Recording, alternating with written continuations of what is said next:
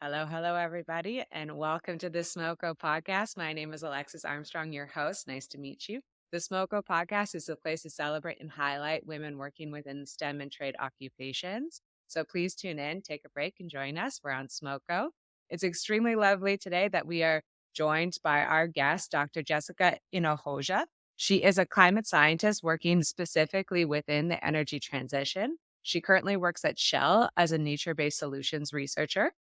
She has over 10 years of experience as a climate scientist, with her research specialty in wind variability and understanding climate forcing mechanisms on this variability. She is then working at Shell, working on understanding how to unlock high quality carbon credits. So we're extremely lucky to have her on the show today. We're going to speak all things energy transition, her research, her trajectory into geology and climate science, and also being a mom and a woman in STEM. So thank you so much, Jessica, for coming on today. It is an honor to have you on the show. Yeah, thanks so much for having me, Alexis. I'm super excited to talk about all these things.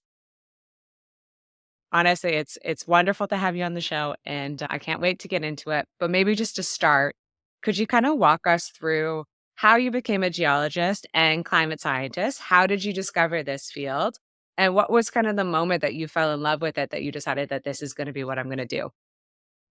Yeah, so I mean, I think it started when I was a kid, which is, for a lot of people who have, I think, deep passion around their careers. That's, it's usually something tied to your childhood. But yeah, ever since I was a little kid, I kind of always felt like a naturalist. And, I had kind of a few key mentors throughout my childhood who made me realize that the natural world is like this very exciting space to explore and learn about. So, had a family friend who was kind of like had encyclopedic knowledge. Like you'd go on a hike with Mm, him and he would name every single tree species and tell you about like the weird way that that specific bird, mhm. regurgitates to its baby birds or whatever. And it was like, wow, this is so cool. Like there's so much you can learn and know about nature. And it was very grounding, So I always kind of loved being outside and learning about the natural environment. And then as an undergrad, actually thought I wanted to do political science and took a really cool class, which was it was actually around kind of science communication and science journalism, and Very cool. specifically how climate change is reported in science. And I mean, this was back in like the early 2000s. So Yeah. well before kind of like climate change was a common news topic. It was a little bit more niche back then. But the cool part about that class was it was understanding complex science issues like climate change, and then how do we distill it for sound bites and news clips and for just kind of general public understanding. And in that class, I was kind of like, wow, I really am way more drawn to the science side of things than the like comm side of things. So yeah, switched my major into kind of an interdisciplinary environmental science space, and then kind of continued on and did graduate studies in geology and the field of paleoclimate. So understanding ancient climates on Earth through the rock record, which is where I spent all of my academic career before moving into industry. That's so cool. Thank you very much. I love that story. I love a good child naturalist background of that's like when you become in love with the natural world and with climate. Because I think it is true. Anyone who works in natural sciences, I think that's the moment when you're like just like collecting bugs or fish or something and being like, this is the coolest thing and this is what I want to do. I love also that you went into kind of poli sci to start with and to go into that program of climate science communication. I think that's a fantastic background to start in because as a scientist, you need that. And that's wonderful that then that's how you transition. That's so cool. I love it. I love the whole Yeah. story. Yeah, I was very circuitous, but then I got here and became like a hardcore scientist, So that wasn't the intent when I went off to college. Yeah. It's like weirdly in a way that you stumbled into it, but at the same time, it's also a full circle moment. It's also been Yeah. something ever since a kid that you've been interested in. So it's Yeah. beautiful in both ways. Yeah. Your PhD, you mentioned that it was in geology, and that was all of your academic and research background was in geology. And it was really focused on understanding the Southern Hemisphere's westerly wind records. Could you explain, maybe to someone outside of the field, why wind records and wind variability? Why is that so important? And what does it show us? I mean, if you look at like the title, I don't even remember the title of my PhD dissertation, but it is like you read it and you're like, woof, like this is going to be a very dense topic, and it it was in some ways because it was basically what I was doing was trying to reconstruct like really, really high resolution wind variability in southern New Zealand. So it's like, okay, Mm. well, why does that matter? Like, why would somebody care about that? But I think what's really fascinating is trying to link very small climate components to the large climate system. And so the reason why this particular topic was important is the way that really kind of how the Southern Hemisphere works in terms of climate dynamics. So, you know, most of the world's population lives in the Northern Hemisphere. And we actually, a lot of our like background understanding of climate dynamics is based on Northern Hemisphere dynamics. Yeah. And the Northern Hemisphere is covered mostly by land. In the Southern Hemisphere, you kind of have this opposite thing where you have the Southern Ocean, which covers, Most of it. yeah, it covers most of it and it goes all the way around. And the Southern Ocean is also one of the most important regulators of global climate. So it absorbs a lot of CO2, but there's parts of it that also emit CO2. And there's really strong winds that go over the whole Southern Ocean and they move up and down and they also change in strength. And so if you have them move to basically park over the area where CO2 is coming out, then the net carbon sink is reduced. If you have them move and get to the point Mhm. where, they're pushing more CO2 into the ocean, then you're sucking up more CO2. And so this dynamic is Yeah. incredibly important even on modern timescales, so really the intent of my work was to say how did these winds move and change in the past, and I was looking at it through two different time lenses. So one after we came out of the last ice age around 18,000 years ago, Mhm.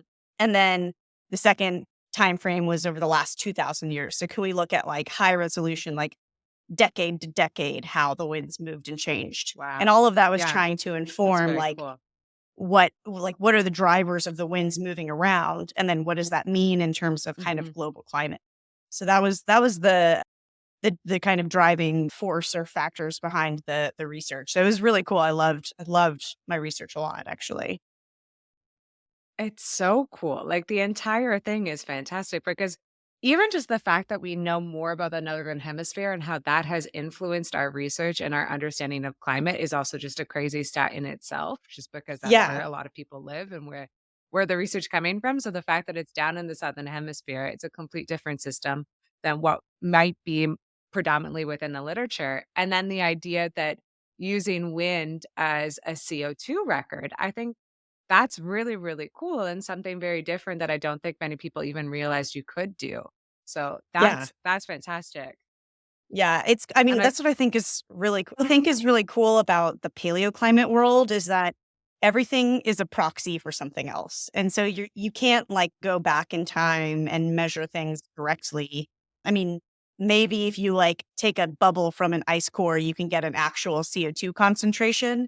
But in general, when we're looking into the yeah. past, we have to measure things that tell us that are some proxy for some component of the climate system. So we can't go back and see what the temperature was 10,000 years ago, but we can say, well, if it was hotter, this would have happened to sediments and I can measure that now. So it's really cool because you're just kind of constantly trying to create scientific links between what you can measure in sediments and rocks Mhm. and what the system was like at the time. So it's just kind of like a forensics job. It's pretty cool. Yeah, completely. It's like definitely forensic or a puzzle piece of trying to like piece together paleo climate and paleo environment, which is really cool. And I also Yeah. think for general public, maybe they don't realize that everything is linked, right? That like one little key over here in New Zealand will tell you about the entire ocean chemistry potentially of that time period, right? So it's just Yeah. really, really cool. And it's very interesting, complicated research because wind variability, I feel like there's so many different things that could affect wind strength or wind direction at that one time.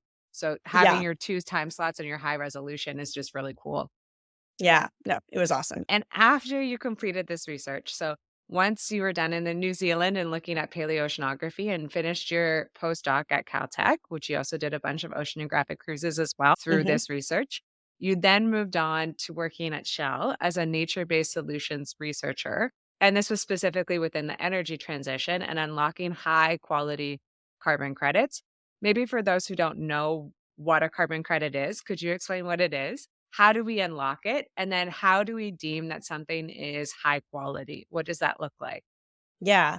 So I'll start just by quickly saying that I actually joined Shell in the upstream space, so kind of like in Oh, on the traditional oil and gas side. So I was an organic geochemist for a couple of years working in our more traditional businesses, and then transitioned to the team that I'm on now, which is the nature-based mm, solutions team, in part because I was really passionate about the energy transition. And Shell, as one of the energy majors, really was doing a lot in terms of kind of pushing the boundaries and making moves in this space. And nature-based solutions was a really exciting space where they really were kind of market leader in okay. this realm.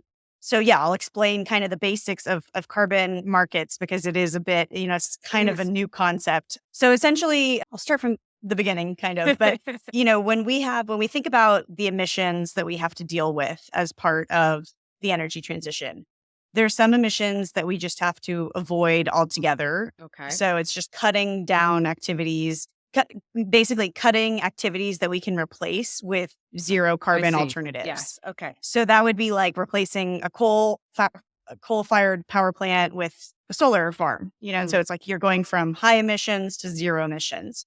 yeah. The next thing you would want to do is just to reduce the amount of emissions. So if you take car fuels, for example, you would want to go from traditional fossil fuels to biofuel blending. And so the carbon intensity of your product is lower. So you still have emissions, but you're at least cutting them. Less. And then the last thing that you can do for the really hard to decarbonize sectors is basically say, okay, we need technology to figure out how to run planes on zero carbon fuels, or we need to figure out how to support like heavy industry Mm, on zero carbon fuels. Those things are very early stage right now. So in the meantime, what we can do is offset those emissions with other forms of carbon sequestration. And kind of the most accessible, affordable way to do that is through nature-based solutions. okay. Nature-based solutions are the protection or restoration of natural ecosystems. And when you do an activity that protects or restores these ecosystems, it leads to carbon sequestration or the avoidance of emissions. And if you can quantify that, you can generate carbon credits. So one carbon credit is equal Mm, to 1 ton of CO2. And if you fly a plane, for okay. example, and you have some emissions associated with that plane flight, you could then turn around and buy a carbon credit from a nature based solutions project and apply it to the emissions of your plane flight and offset it, basically. You can only do that once. So you can't use a carbon, it's not like Mm. currency that you can use over and over, but you could say, okay, Yes. that Yeah. Yeah. Yeah. tree grew, and I sequestered carbon. And so now It's a I'm trade. yeah, exactly, exactly. And so when you hear the term net zero, which is a common term in the energy transition, the net part of it is saying that we're going to continue to have emissions, but we just compensate or offset Mhm. them with carbon credits. The big kind of push right now in this space is making sure that a carbon credit that you can trust that it's equivalent to 1 ton of CO2 equivalent, emission reduction. Yes. And so that's really where my team and our work comes in, is that we work on the technology to increase scientific robustness and transparency in the accounting of these ecosystems. Mm, So, nature is very complex. It's very hard to like fully constrain and quantify everything in nature. But yeah. what you want to be able to do is say, I planted this many trees and I'm going to go back every 5 years and measure how much they grew and how many of them died, and yeah, and basically get a Mm, quantitative assessment of how much carbon was sequestered over that time.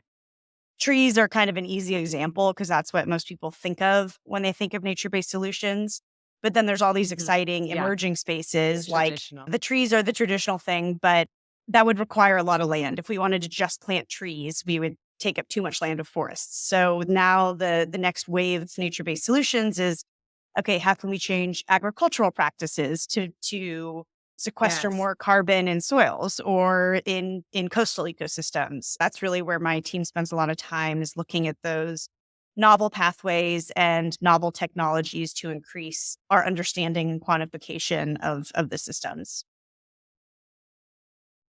Very, very cool. Thank you so much. That was a wonderful walkthrough too, I think, of the carbon credit model and like kind of market, because I think it's so new. It's really exciting Hmm. and everyone wants to understand it, but it's a very new concept. So thank you for walking through kind of ways that we can reduce carbon, completely eliminate it with a new technology that can replace a past system. We can either minimize it by changing to, say, like a biofuel, like you mentioned, or hybrid. And then the ones that we can't. So like our heavy industrial. And then your job, if I understood correctly, was kinda, as scientists, trying to create the model and blueprint of what does this look like? How do we qualify it? What are our, like, parameters that we're looking for? How are we measuring this? And then what is the timeline? So how are we marking this with time as this natural system kinda evolves and changes? So, like, trees Yeah, die or a new species gets introduced into this region, how does that affect it? My yeah, question to that is, that model, is that specific and private to Shell, or is there a public model that's being used throughout the industry? Or is it every kind of group trying to create one for themselves and what works in that natural system? Because each natural system is going to be different as well. yeah. It'll be hard to quantify one model and put it to somewhere else. Yeah, no, that's absolutely right. And so I mainly work in, there's just like an additional layer of complexity, but I mainly work in the voluntary carbon market. And Sorry. that is, yeah, that's like kind of where private industry, there's also compliance markets, which are like when governments are requiring emissions reductions. Okay. But on the voluntary carbon market, there are kind of a few key high respected or well respected what are called registries, and they're kind of these third party bodies that put out methodologies that are like, here's the cookbook Wonderful. for this specific ecosystem. And so it is very much a transparent, everybody has to follow the same sets of rules type approach. So yeah, we don't kind of make up our own way of doing things. But sometimes they'll or like, yeah, I mean, we don't have bespoke Yeah. ways of doing things, but sometimes the requirements will either have kind of like a low a low bar. So sometimes it'll be like you can use, if you don't want to go measure the actual amount of carbon in the soil, you can use this default number. That's a fine approach, but then my team might say, well, why don't we make it so that it's easy for everybody to get the actual data, And there's a common set of rules based on the different kind of activities that you could do. no, that's wonderful, and it wasn't like a catcha, like, "Oh, are you guys not following the No, rules?" yeah, yeah. I Completely, know it's you did just say such that. an Yeah. it's such a new science. Yeah, you know what I mean? Of like a Yeah. new model, so I didn't know if everyone was trying to figure it out and be like, "Okay, what does our ecosystem look like?" Again, because it's a natural system, or if there was just a larger Yeah. consensus, but that's lovely that there is a registry of kind of, these are our pathways and this is what we would kind of expect to unlock a carbon credit within this system. There are some companies that do what's called insetting rather than offsetting. So, like, if a company decides to just decarbonize its supply chain, then they might do that with their own regulations, and they'll try to be transparent Okay. about it to say, "Hey, we're switching our truck fleet to an electric truck fleet." Like, so that's really demonstrable, Mm, but it's not like following a methodology. But in the offsetting world, you have to follow the external methodologies. very, very So cool. it's just No, that's another wonderful. It's nuance. it's a complicated system, but it's a very cool process, and I think it's a really, really exciting market. And one thing that Yeah. you mentioned within it was these new ecosystems and these new pathways that you're looking into. I know you mentioned agriculture and wetlands, and then there's also something called blue carbon, which my understanding is Mhm. like coastal zones. Could you Yeah. kind of explain how these new pathways are looking like, what entails with them? And then you also did mention that part of your job is discovering and using these new MRV technology, which is monitoring, reporting, and verification. Could you kind Mhm. of walk through what that technology looks like? Yeah, sure. The kind of novel ecosystems that are outside of forestry. Yeah, you have like terrestrial wetlands, which would be like peat forests, for example. And then you have Okay. agriculture. And then, yes, you have the coastal zone, which would be like mangroves or seagrass meadows. And then you also have kind of other areas like the deep ocean, which is kind of a like frontier area. Yeah. Yeah. There's things you can do there, but it's a little, yeah, it's technologically different. But one area where I've actually focused quite a bit is in the blue carbon space. So I helped with our first blue carbon project in the Shell portfolio, which is a mangrove restoration project in Senegal in West Africa.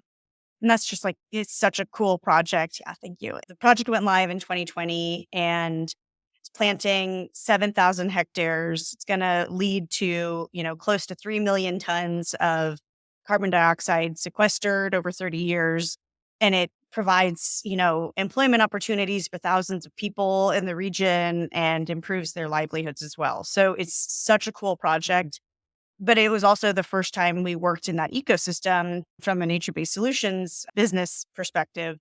So you kind of have to deal with like, okay, well, planting trees in the intertidal zone where it's muddy is like, that's Yeah. different than planting trees on land, right? And Mhm. we work with partners to implement our project. So it's not Shell people doing these things, we're supporting others to do them.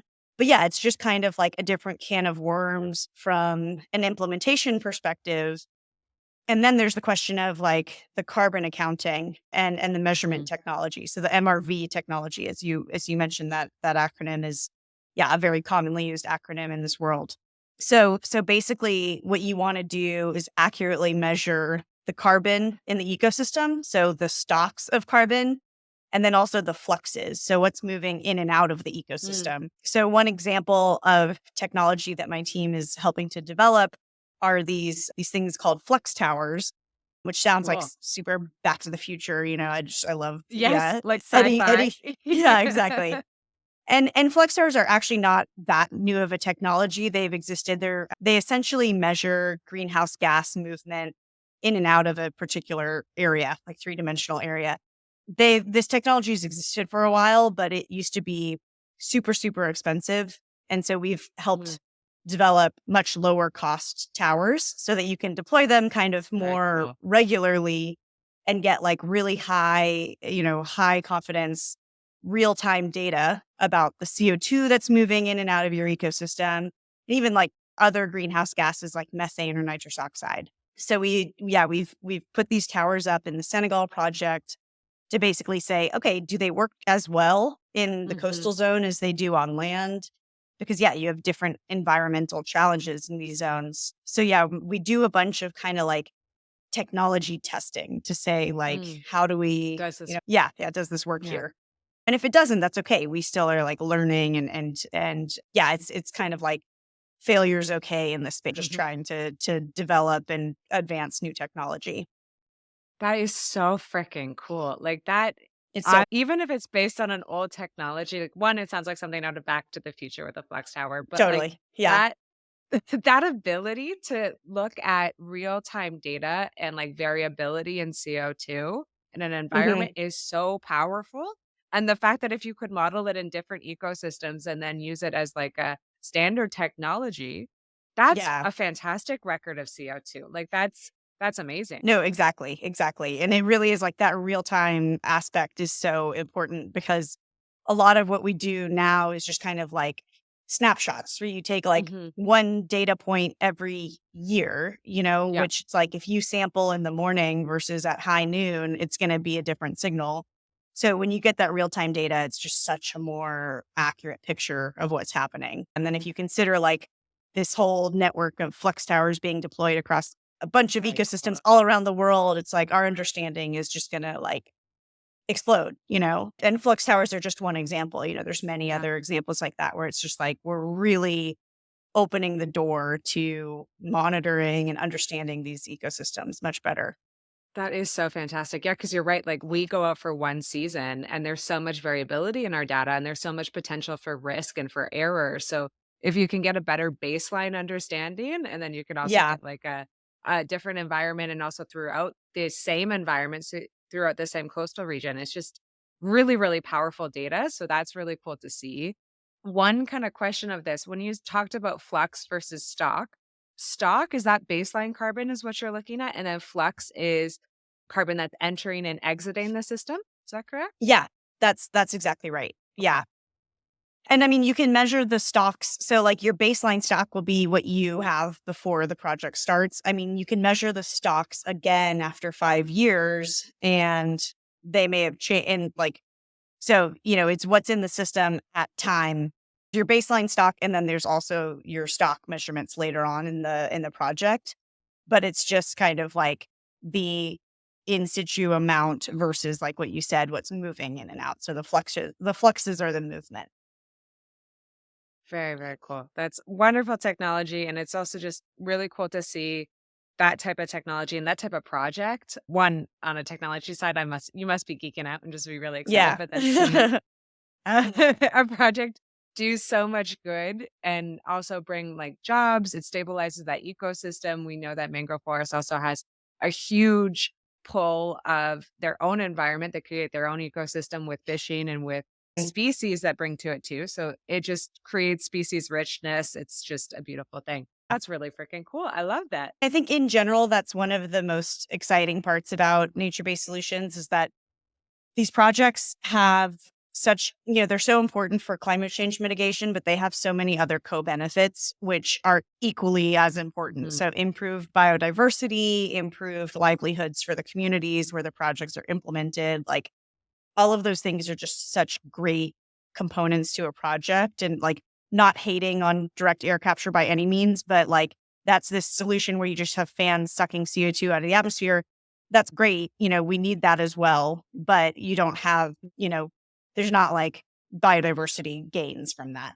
So, that's where I think yeah. nature-based solutions has a really nice extra layer of value.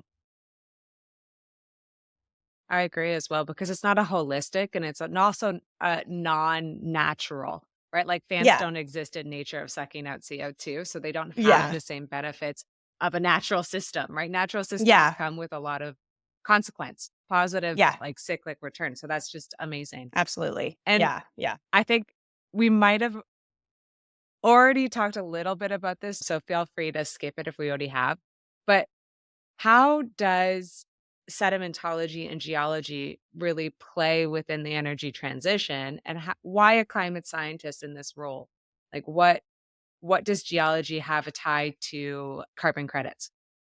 So that's a great question, and yeah, I don't think we haven't gone like as deep as like in I mean deep in kind of a couple of different ways, but like, so the cool thing about nature-based solutions and really a lot of the kind of like energy transition problems are very like surface related. So it's processes Mm, happening in the biosphere or in the soil, which is like, very much just like the top meter or two top layer. of yeah. And as a geologist, you're, especially, I mean, this, like a geologist that works on drill ships, it's like you're going kilometers into the sediment. So it's a very different lens, to look at the earth with. But what I think is really cool, and I'm not going to claim this as an original thought. I heard this from at South by Southwest, actually, this somebody speaking, like, the problem with climate change right now is that we've taken a bunch of carbon from the slow cycle, so the geologic cycle, Mhm. and we've put it into the fast cycle. So we've pumped up fossil fuels that Yeah, it took them millions of years to accumulate where yeah, they are, and we combust them. We've combusted insane amounts of that. them like that, in a geologic Mm, instant. And so now we have to reverse that and put a lot of carbon back into the slow cycle. And so that's, to me, the cool kind of like geologic lens of the energy mhm. transition is, it's like, okay, what are the most cost effective and fast and equitable ways that we can move carbon back into the slow cycle?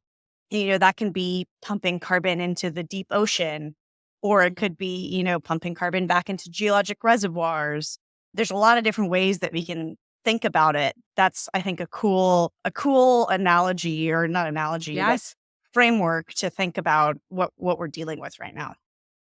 I think you just blew my mind. Like, I absolutely love that way of thinking it. I've never I thought know, of right? climate change like that ever. No, it's really cool. And like I said, I won't take credit for it, but I heard that and I was like, I'm gonna use that forever going forward because it's such a great, yeah, it's a great way to explain it, you know?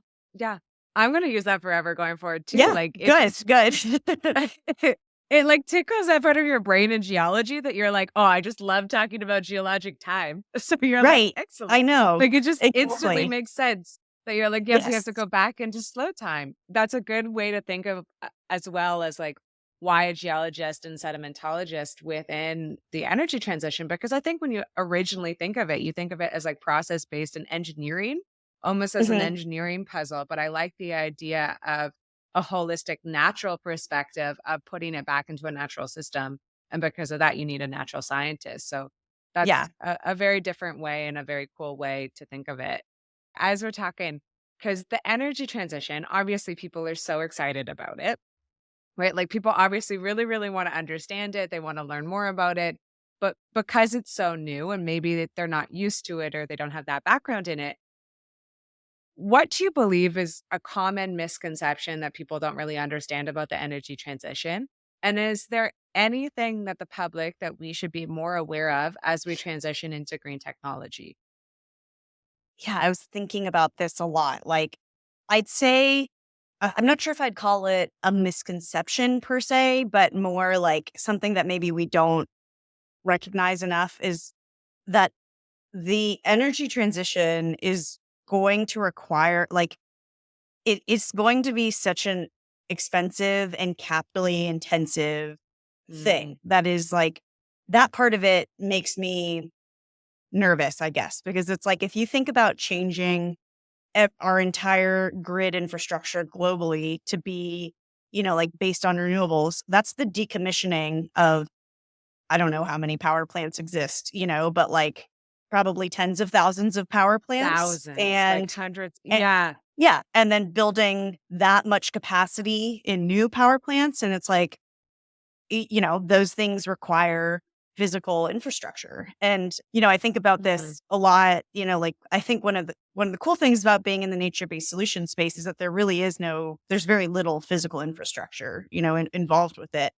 But then when I hear about other projects, so like, okay, we need this many carbon capture and sequestration plants, globally. We have, I don't know how many, a couple dozen, and we need tens of thousands, to meet any Mhm. semblance of the Paris Agreement.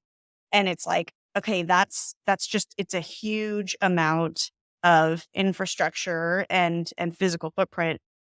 And yeah, so I think to me, one of the biggest opportunity spaces in the energy transition is like, how can we leverage what we already have existing and to Mhm. basically support us through that transition, as opposed to saying like, well, we need to just cut that one down and build a Scrap brand it. new one. Yeah. Yeah. Because it's just like, Yeah. well, the carbon footprint and the non-carbon, I mean, the environmental footprint of the energy transition, if we basically just say, oh, we just have to kind of start from scratch, like that that just makes it impossible to meet any goals. And I think, I think Yeah. about that too, like working for a major oil and gas company, like a lot of people don't want Shell to be at the table in conversations around the Yeah. energy transition.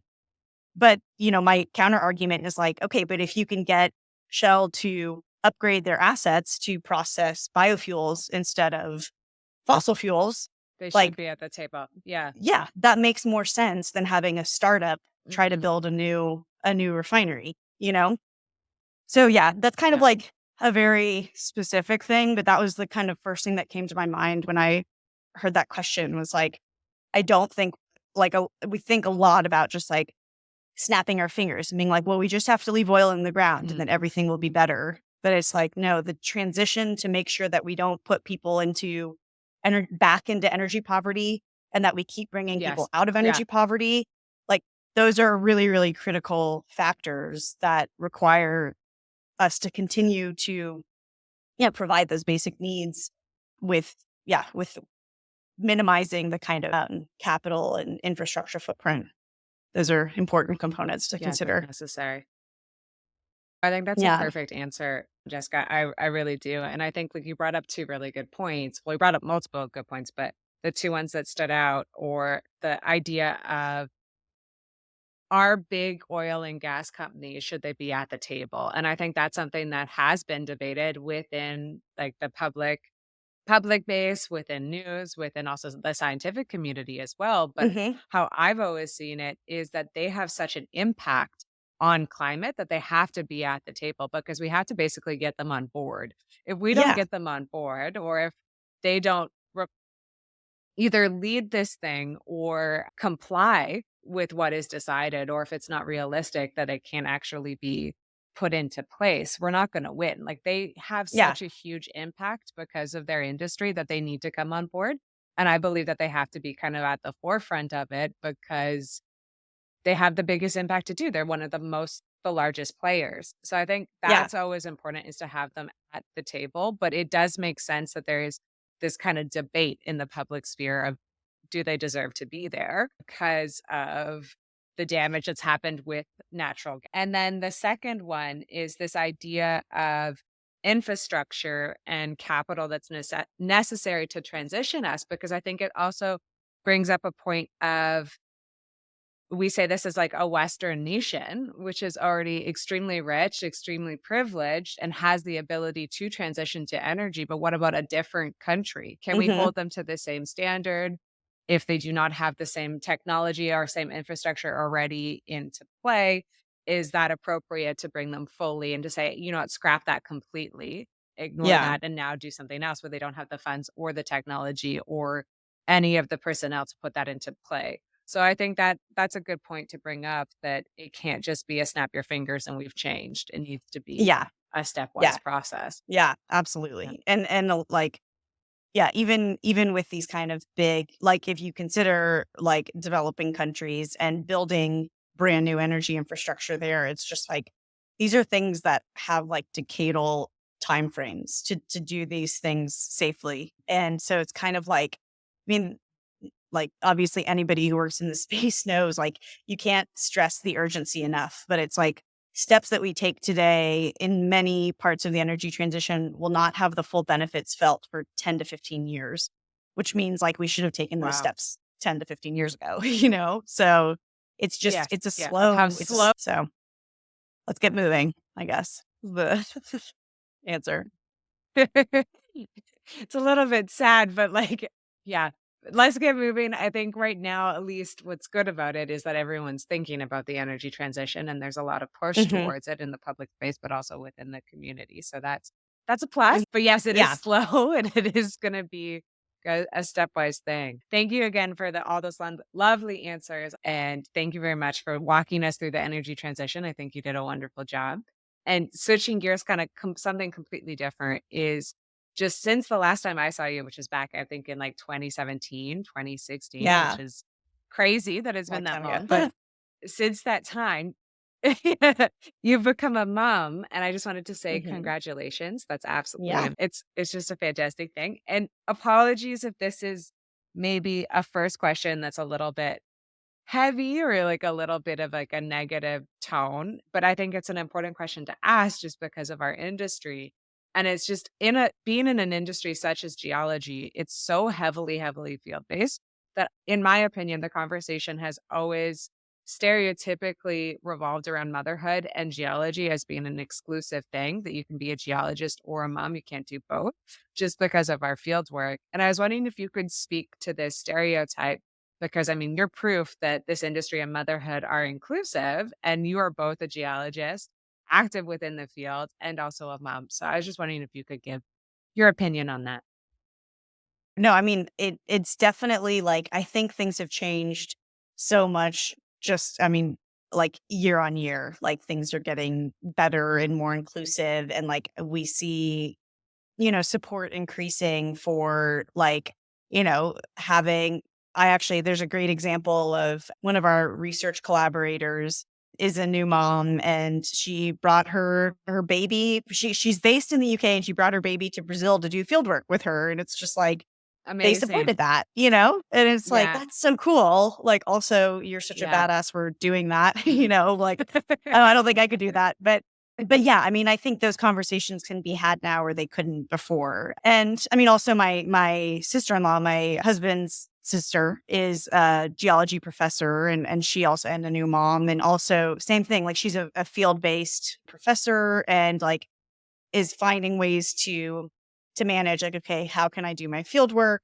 Can my husband and baby come along with me? Like, can I do more localized field work? Like there's definitely hurdles that like Mhm. we're never gonna not have to face. Like if you choose to breastfeed, for example, like you can't be away from your baby for however long you choose to do that. So there's kind of like as progressive as the world becomes, there's always going to be challenges as a mother who has like field-based components. Luckily, I mean, luckily or unluckily, but since I became a mom, like I haven't really had field work, which has reduced that pressure. Like I've had some short work trips, but not like, multi-week field campaigns. But I Yeah. do think, yeah, I mean, it's been exciting to see kind of positive examples of like women who are making it work and in general kind of more supportive environments, both on the academic side and on the private side, that are kind of saying like, yep, like motherhood should not be a career limiting factor. It should be, No. that should absolutely just be part of a person's professional career. And actually, one thing that I think is helping a lot is that benefits for fathers or non-birthing partners is going up as well. So, like, it used to be there was a big gap. If we take a heteronormative couple, the mother would get Mhm. maternity leave and dads would go back to work after like, a couple of days. And so then Right you would away. always, Yeah. yeah. And so then you'd have this gap because by definition, a working mother would have a certain pause in her career every time she has a child. But now that non-birthing parents are getting more leave as well, that like Mhm. now it's kind of just a little bit more equalized that people who choose to be parents, there's not as much of a gender bias, which I think is kind of like it's Yeah. great from a family perspective because now multiple, both parents get to be with the baby, but it's also great from like equalizing the disruption at work. So Yeah, the yeah, I time think that's an off interesting spent. Yeah. yes. Yeah, exactly. So And getting yeah, better. I think that yeah. No, I love it. I think that's a wonderful answer, and I'm actually really happy it was that answer because I think it was that stereotype for so long, and I think that was kind of a common thing with field work, and I love the fact that in both academia and within the private sector, that field work and motherhood now is being accommodated for. Like that story, I don't know if I would have a newborn in a Brazil field camp, but I love that she did. You know what I mean? I Yeah. love that she brought her husband and her partner and her baby and she got to work. Like that's absolutely amazing and what a Yeah. badass. So that's just so cool that that is now part of kind of culture. That's wonderful to see. Yeah, definitely. Yeah, I love it. Very cool. And how has been navigating kind of this duality of science and being a mom? I know you said that your work, luckily or unluckily, hasn't been field based yet at the moment or heavily field based. How has it been kind of still navigating that duality? Yeah, I mean, I think it's more kind of like less focused on like the fact that I'm a scientist and more just focused on general work-life balance considerations. And Mm, so, it like one of the silver linings for me having a baby like toward the end of COVID, more really kind of in the middle of it. It was in 2021.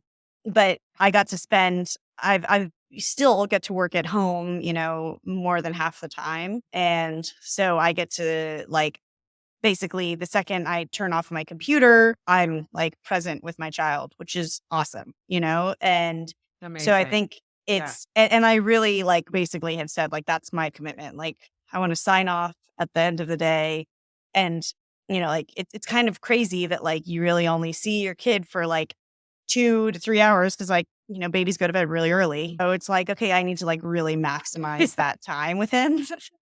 So I think it's just been kind of like really learning how to compartmentalize and be like, work me is work me. And then like when I'm home and with family, I just like really want to make it maximum quality time and not take for granted those windows that I have with him, and my husband. So that's been kind of definitely a change because like I used to be like, would would get excited about a project and work evenings more. And it's like, I don't really do that anymore. I can't really No, anymore. nor should you. Like, I think that's so Yeah. much more beautiful is spending time with your your husband. I'm also guilty of doing the same thing of getting excited, and that's all that I'll be working on afterwards. But I love that idea of work-life balance and the fact that you can just shut your computer, work at home, and then instantly be with your son and family. Yeah. Like that's pretty wonderful.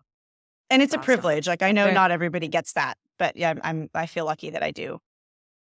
no, that's really, really cool. And that's wonderful that you do have that. And I know that this was I asked it like the idea of the duality of science and motherhood, and I know you're like, "Nah, it's just like work-life balance." But if we could go into science, because you are a climate change scientist and a climate Mhm. scientist, and one question would be is, has being a mom changed your view on climate change and, like, what's necessary for the energy transition? And has it changed your perspective in any way? Because my understanding or my instant reaction would be probably yes, that it would have impacted it.